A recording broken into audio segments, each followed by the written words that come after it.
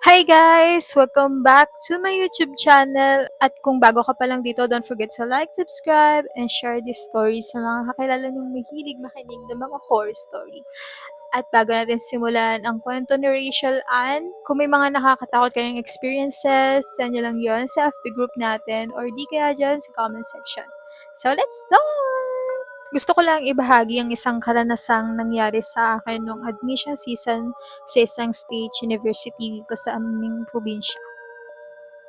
Bilang incoming freshman student, dumaan ako sa iba't ibang proseso bago makapasok mula sa entrance exam, admission hanggang enrollment.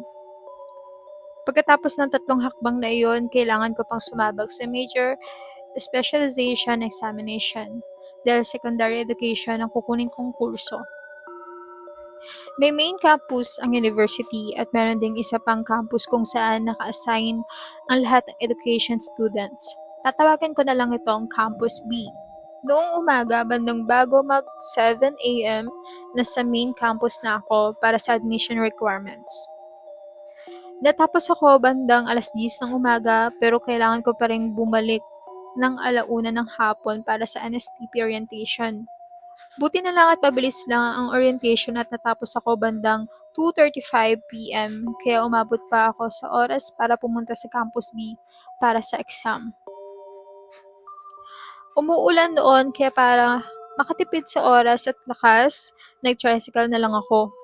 Bandang alas 3, nakarating ako sa Campus B. Kaya may dala akong payong. Pagbaba ko ng tricycle, napansin ko agad ang mahabang pila ng tao. Naglakas loob akong magtanong kung para saan iyon. Sabi ng guard attendance daw yon kaya pumila na rin ako. Habang naghihintay, napansin ko ang paligid dahil first time ko sa campus. Medyo nakakakilabot ang ambience, marahil dahil sa maulap at maulan na panahon. Parang matagal nang under renovation ng lugar. May mga kalawang na bakal at ilang bahagi na mukhang hindi pa tapos. Nalaman ko rin na ginagamit ang campus para sa elementary, junior high school at college students. Doon ginagawa ng education students ang practice teaching nila. May mga tunay na guro naman ang mga bata. Training ground lang talaga ito para sa mga future educators. Pagkatapos ng attendance, nakita ko ang ilang kakilala ko kaya sumama muna ako sa kanila. Pero magkakaiba kami ng exam rooms kaya naghanap na rin ako ng akin. Buti na lang may student volunteers na gumagabay kaya madali kong nahanap ang room. Habang hinihintay ang iba pang examinees, binigyan kami ng extra time dahil sa ulan at traffic. Pagpasok ko sa room, pinapili kami ng upuan. Napunta ako sa tabi ng bintana at malapit sa pintuan. Bintana, ako, bakanting upuan, at iba pang examinees. Yan ang pwesto ko. Kahit walang electric fan, nakakagulat sa lamig sa loob ng silid. Habang naghihintay, nagdarasal ako at mahigpit na hawak ang rosary ko. Nanatiling bakante ang upuan sa tabi ko. Habang nagdarasal ako, may naririnig akong may hihinang tawa at halakhak na parang galing sa mga bata. Una, hindi ko ito pinansin. Pero bigla kong naalala, bakasyon na pala. So wala dapat na mga bata sa paaralan. Para hindi kabahan, nag-review na lang ako ng notes ko habang hinihintay ang exam. Bandang 3:35 p.m. nagsimula na ang exam. Inilagay ko ang bag ko sa paa at nag-focus sa pagsagot. Medyo madilim ang ilaw kaya nakayuko ako ng mas malapit sa papel kaysa sa normal. Sobrang focus ko hanggang sa may napansin ako sa gilid ng paningin ko. Isang braso. Mukhang braso ng bata. Hindi na pala bakante ang upuan sa tabi ko. May batang nakaupo roon at nakapatong ang braso nito sa armchair ko. Natigilan ako. Mga 5 minuto ako nakatitig sa papel, umaasang mawawala siya. Pinakalma ko ang sarili ko at sinabi ko sa sarili ko na bata lang yan, hindi ako sasaktan. Pero sa loob ko, takot na ako. Dahan-dahan kong sinubukan tignan siya. Wala siyang muka, pero kahit ganoon, alam kong lalaki siya. Akala ko tapos na doon. Hindi pa pala. Sa kanan ko ay may jealousy window.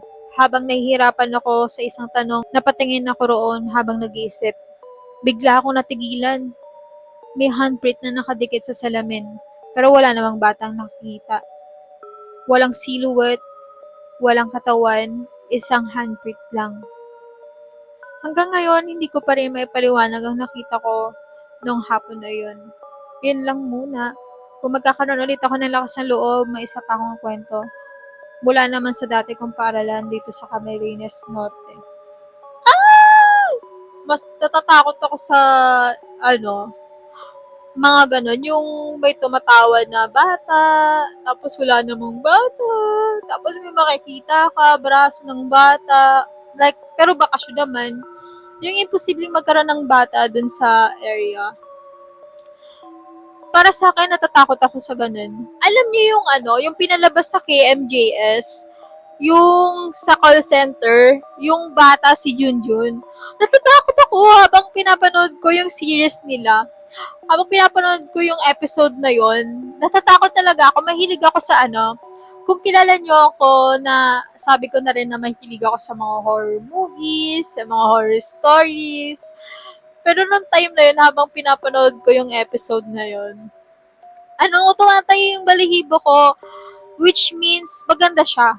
Yung parang, alam mo yung kapag sa love, parang kinikilig ka, ganon. Ako, ganun yung nararamdaman ko kapag maganda yung pinapanood ko. Yung pag nakakatakot talaga siya, tumatayo yung balahibo mo, ganyan.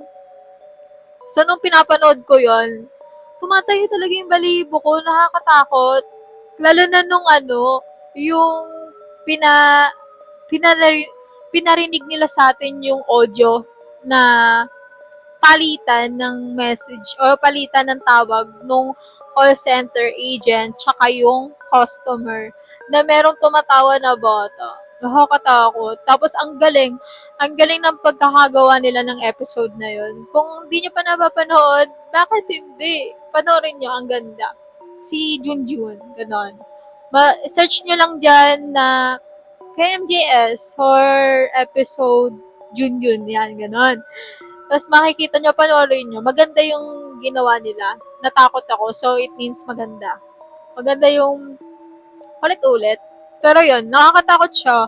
For me, kapag multo, yung mga ganun bata, parang mas natatakot ako.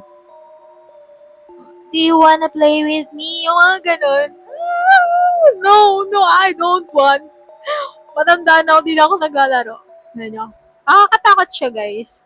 So, yung experience niya, nakakatakot for me kasi hindi ka na talaga makakapag-focus dun sa exam kasi may handprint. Pero yung handprint, guys, for me, possible siya magkaroon ng hindi galing sa multo.